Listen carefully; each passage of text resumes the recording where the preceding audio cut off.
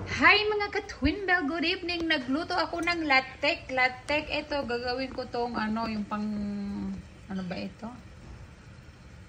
Pang topping sa biko. Nagawa ako ng biko, kaso lang masyadong madami yung latek na ginawa ko. Oh. Ayan, maputla yung biko ko. Masyadong madami. Sa totoo lang, hindi ako marunong gumawa ng biko. Iba dito, no? Masyadong madami yung latik na nagawa ko. Konti lang yung bigas. Konti lang yung sticky rice na ginawa ko. Pero okay na rin. Sa bahay lang naman eh. So ayan, nagpaano ako ng latik. Kung magiging latik ba siya, hindi ko alam. I mean, ano ba tawag na yung yung nasa taas, ilalagay sa taas sa pang-topping? Lunok ba yun? Gagawa ako ng lunok. Sapal, yung ganun ba? Nilalagay sa topping, sa taas. Yan. Ewan ko kung makakaano ba ito. So, short update lang tayo mga ka-Twin Bell. Nakipagtalo pa sa akin si Mother. Bakit daw sticky rice? Bakit daw hindi daw yung ordinary rice yung ilalagay ko dito? Eh, sabi ko, hindi ko pa naman natatry yung ordinary rice. Gagawing biko. Kasi lalagyan din naman daw ng sugar at saka gata. Kasi wala naman sa kanila yan. Ayan yung extra latik. Oh, ang dami. Siguro matutuyo din to pag inukay lang. Pag hinalo lang ng hinalo. No? 3 scoop lang kasi yung niluto ko. Try lang. Kasi si Charma at saka si Tucker nagluto sila ng biko. So nainggit ako. Ayan, gumawa din ako ng biko. And ayan na yung latik ko. Ay, ano ba tawag nito? Hindi ko talaga mas mabigas-bigas. Sapal. Yung pang-toppings ng biko. At saka yan yung extra latik. Sarap niyan. At saka ito yung tutong. Oh, natutong. Sarap yan isaw-saw. Isaw-saw doon sa sa latik ba? Kukuha tayo ng latik, ha? Kukuha tayong konti ng latik. Ang sarap nito.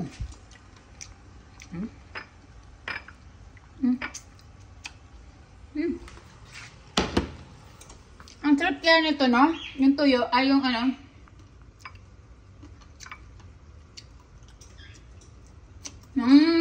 tama.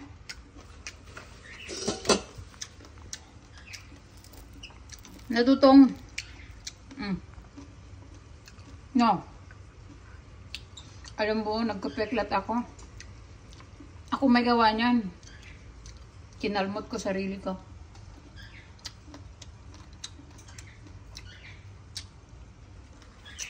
Pinamot ko yan nung may game sila itan. Tournament game. Dahil gusto ko sila matalo. Malapit na sila manalo. Gusto ko matalo para matapos na yung game. Napapagod na ako maghatid-hatid sa game niya. Naku, muntikan. Buti na yung ng kalaban na shoot. Pero ito yung nangyari. Wala atang to? Hindi ata makakabuo ng sapal ba yun? Haluin lang ng haluin siguro. Yan. Ay. Yan, haluin lang. Baka naman magkaroon din, no? Kasi yan, oh. Magkaroon siguro ng concept. Ang sarap ng tutong. Tapos latik. Konti lang yung asukal nilagay ko. Madami yung langis. Ay, coconut milk.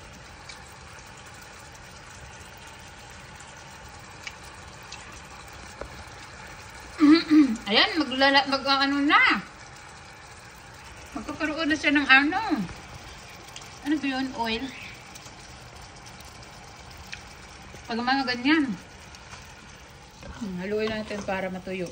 Medyo natuyo din naman.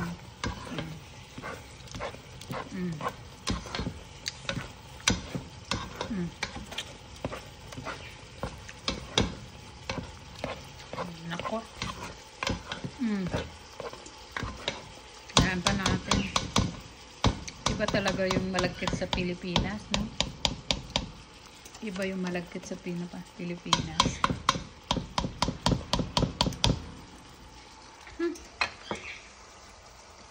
Hala. Ayan, magkakaroon na siya.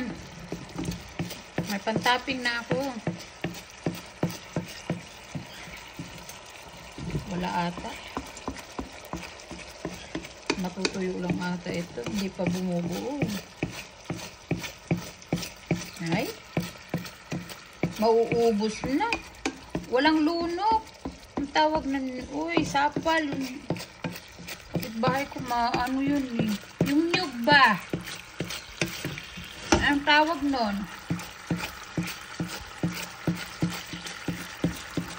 Wala. Walang mabuo. Wala akong nararamdaman. Ano ba yun? Gata, diba? Gata to eh. Coconut milk. Ano bang gagamitin? Coconut cream, coconut milk. Ano bang pinagkaiba ng coconut cream at saka sa coconut milk? Wala atang lunok. Wala akong magawang topping. Tuyo na, wala. Malagkit lang ito na topping. Ito na siguro to. Ay, di atay. Ito lang yung ano. Ito lang siya. Ganito lang siya. Ganito lang yung ilalagay sa taas. Hindi talaga siya magiging lunok. No? Mauubos to. Wala siyang lunok. Walang lunok na lumalabas. I mean, yung oil ba? Hindi naglalabas ng oil. Oh, walang oil na lumalabas. Uy, mga Bisaya dyan! Ano ba tawag sa lunok? Yung sapal, di ba yun? Oy! Gumagawa ako ng pang-toppings kaso wala akong mabuo.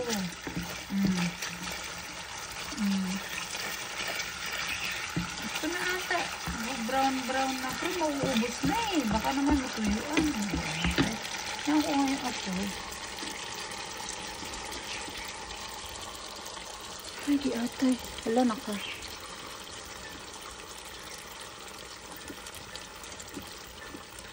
Naan natin yan.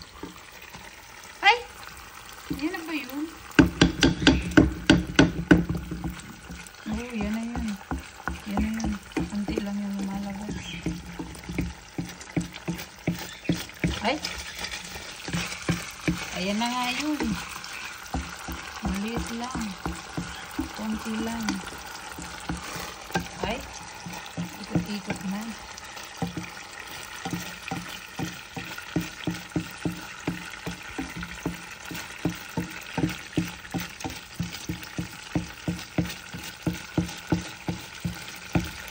Yan, ito na siya. Ibang lunok yung ano. Ibang lunok yung lumalabas. Hindi yung katulad talaga. Masapal talaga siya. Yung nyug sa Pinas kasi talagang yung ano talaga yung lumalabas. Ito puti. Puting lunok. Ewan. Ang konti. Ang konti lang nang nabuo. Ayan. Yan na yun. Yan na yung langis. O, lumabas na yung mga langis. So, ito lang siya. Pang-toppings. Okay na to. At least meron. Okay. Mag-brown pa ba to? Baka hindi na to mag-brown. Pero masarap na yan. Ayan, okay na yan. Yan yung nabuo kong lunok. Lunok ba tawag dito? Or pang-toppings ko sa biko. Yan. Kasi naglabas na yung oil, oh. Lumabas na yung oil pero yan lang yung nabuo ko.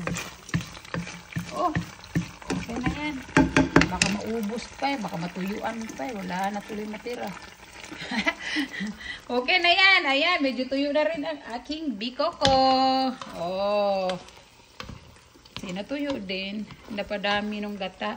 At saka ano, konti lang yung bigas. Oh. Ayan. Ilalagay yan sa toppings. Masarap na ito mamaya. I-ano lang ito, palamigin para matuyo talaga siya. O, diba? Okay na to. Yan ang biko ko. Hindi masyadong matamis. Kasi yung sugar nila dito, hindi mo talaga masyadong matamis. So, ayan lang yung naging lunok niya. Hindi siya yung katulad sa sa Pinas. Yung talagang, yung nagba-brown. Yung tawag ba niyan? Uy! Hindi ko mabigas. Basta sapal.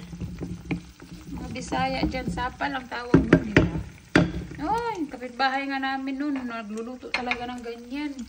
Nilalagay sa maliit na bag. Ito kasi yung coconut milk. Coconut milk ginamit. Hindi naman siya yan na coconut milk. Ay, naku, yupi. Anyway, basta nagluto ako ng biko. Ang konti, no? Isang ganon. Yan.